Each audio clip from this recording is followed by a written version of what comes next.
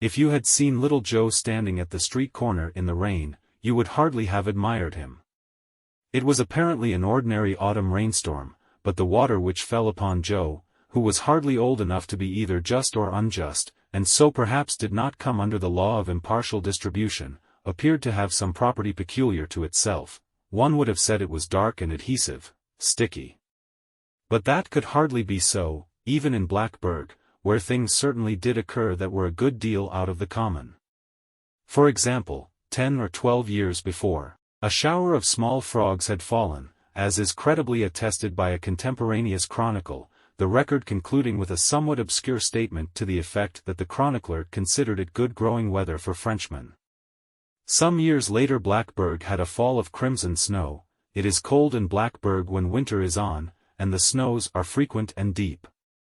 There can be no doubt of it, the snow in this instance was of the color of blood and melted into water of the same hue, if water it was, not blood. The phenomenon had attracted wide attention, and science had as many explanations as there were scientists who knew nothing about it. But the men of Blackburg, men who for many years had lived right there where the red snow fell, and might be supposed to know a good deal about the matter, shook their heads and said something would come of it. And something did, for the next summer was made memorable by the prevalence of a mysterious disease, epidemic, endemic, or the Lord knows what, though the physicians didn't, which carried away a full half of the population. Most of the other half carried themselves away and were slow to return, but finally came back, and were now increasing and multiplying as before, but Blackburg had not since been altogether the same. Of quite another kind, though equally out of the common, was the incident of Hetty Parlow's ghost. Hetty Parlow's maiden name had been Brownon, and in Blackburg that meant more than one would think. The Brownons had from time immemorial, from the very earliest of the old colonial days, been the leading family of the town. It was the richest and it was the best, and Blackburg would have shed the last drop of its plebeian blood in defense of the Brownon fair fame. As few of the family's members had ever been known to live permanently away from Blackburg, although most of them were educated elsewhere and nearly all had traveled, there was quite a number of them. The men held most of the public offices, and the women were foremost in all good works. Of these latter, Hetty was most beloved by reason of the sweetness of her disposition, the purity of her character and her singular personal beauty. She married in Boston a young scapegrace named Parlow, and like a good Brownon brought him to Blackburg forthwith and made a man and a town councilman of him. They had a child which they named Joseph and dearly loved, as was then the fashion among parents in all that region. Then they died of the mysterious disorder already mentioned, and at the age of 1 whole year Joseph set up as an orphan. Unfortunately for Joseph the disease which had cut off his parents did not stop at that, it went on and extirpated nearly the whole Brownon contingent and its allies by marriage, and those who fled did not return. The tradition was broken. The Brownon estates passed into alien hands and the only Brownons remaining in that place were underground in Oak Hill Cemetery, where, indeed, was a colony of them powerful enough to resist the encroachment of surrounding tribes and hold the best part of the grounds. But about the ghost. One night, about 3 years after the death of Hetty Parlow, a number of the young people of Blackburg were passing Oak Hill Cemetery in a wagon. If you have been there you will remember that the road to Greenton runs alongside it on the south. They had been attending a May Day festival at Greenton, and that serves to fix the date. Altogether there may have been a dozen, and a jolly party they were, considering the legacy of gloom left by the town's recent somber experiences. As they passed the cemetery the man driving suddenly reined in his team with an exclamation of surprise. It was sufficiently surprising, no doubt, for just ahead, and almost at the roadside, though inside the cemetery, stood the ghost of Hetty Parlow. There could be no doubt of it, for she had been personally known to every youth and maiden in the party.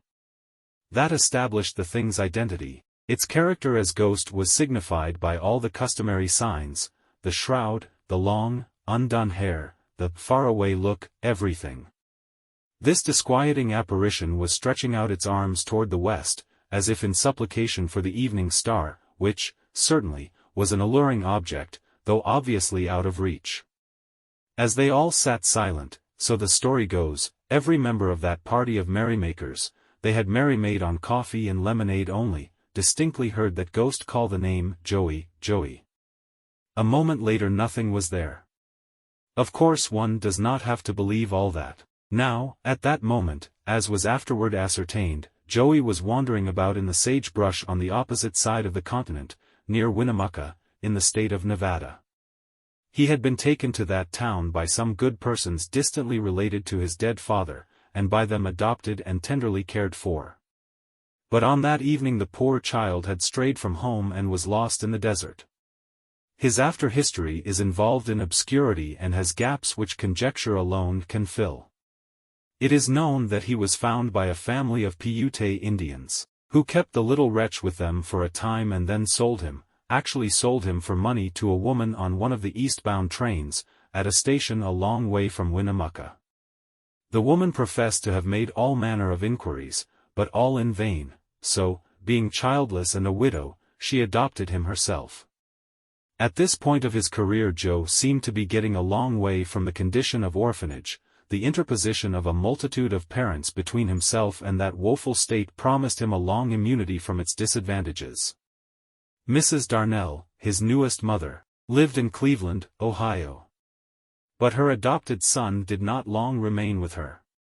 He was seen one afternoon by a policeman, new to that beat, deliberately toddling away from her house, and being questioned answered that he was "a-doin' home." He must have traveled by rail, somehow, for 3 days later he was in the town of Whiteville, which, as you know, is a long way from Blacksburg. His clothing was in pretty fair condition, but he was sinfully dirty. Unable to give any account of himself he was arrested as a vagrant and sentenced to imprisonment in the infants' sheltering home, where he was washed. Joe ran away from the infants' sheltering home at Whiteville, just took to the woods one day, and the home knew him no more forever. We find him next, or rather get back to him, standing forlorn in the cold autumn rain at a suburban street corner in Blacksburg, and it seems right to explain now that the raindrops falling upon him there were really not dark and gummy, they only failed to make his face and hands less so. Joe was indeed fearfully and wonderfully besmirched, as by the hand of an artist. And the forlorn little tramp had no shoes, his feet were bare, red, and swollen, and when he walked he limped with both legs. As to clothing, you would hardly have had the skill to name any single garment that he wore, or say by what magic he kept it upon him. That he was cold all over and all through did not admit of a doubt, he knew it himself. Anyone would have been cold there that evening, but, for that reason, no one else was there. How Joe came to be there himself, he could not for the flickering little life of him have told, even if gifted with a vocabulary exceeding 100 words. From the way he stared about him one could have seen that he had not the faintest notion of where, nor why, he was. Yet he was not altogether a fool in his day and generation, being cold and hungry, and still able to walk a little by bending his knees very much indeed and putting his feet down toes first. He decided to enter one of the houses which flanked the street at long intervals and looked so bright and warm. But when he attempted to act upon that very sensible decision a burly dog came bowsing out and disputed his right. Inexpressibly frightened and believing, no doubt, with some reason, too, that brutes without meant brutality within, he hobbled away from all the houses, and with grey, wet fields to right of him and grey, wet fields to left of him, with the rain half blinding him and the night coming in mist and darkness, held his way along the road that leads to Greenton. That is to say, the road leads those to Greenton who succeed in passing the Oak Hill Cemetery. A considerable number every year do not. Joe did not. They found him there the next morning, very wet, very cold, but no longer hungry. He had apparently entered the cemetery gate, hoping, perhaps, that it led to a house where there was no dog, and gone blundering about in the darkness, falling over many a grave, no doubt, until he had tired of it all and given up. The little body lay upon one side, with one soiled cheek upon one soiled hand, the other hand tucked away among the rags to make it warm, the other cheek washed clean and white at last, as for a kiss from one of God's great angels. It was observed, though nothing was thought of it at the time, the body being as yet unidentified, that the little fellow was lying upon the grave of Hetty Parlow. The grave, however, had not opened to receive him. That is a circumstance which, without actual irreverence, one may wish had been ordered otherwise.